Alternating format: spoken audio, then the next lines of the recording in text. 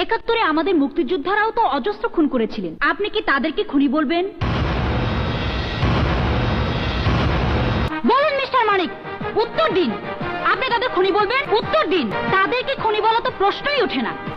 বরং টেকনাফ থেকে তেতুলিয়া পর্যন্ত 55,000 বর্গমাইলের এই বাংলাদেশটি যতদিন আছে, যতদিন একটি বাঙালি জীবিত থাকবে, ততদিন পর্যন্ত শ্রদ্ধার সঙ্গে, হৃদয় নিংড়ানো ভালোবাসার সঙ্গে মুক্তিযোদ্ধাদেরকে স্যালুট করবে।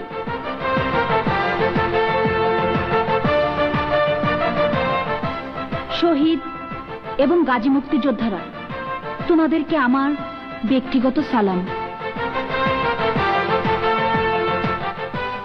আমি এই প্রসঙ্গটি টেনেছি শুধু একটি বিষয় পরিষ্কার করার জন্য, সেটি হচ্ছে কোন খুনের পেছনে যদি সৎ, মানবিক এবং কঠিন কোনো প্রেক্ষিত থাকে, তখন তাকে অন্য চোখে দেখতেই হয় ইওর অনার। মুক্তিযোদ্ধাদের বিষয়টা তো বিরাট, বিশাল, আকাশ ছোঁয়া।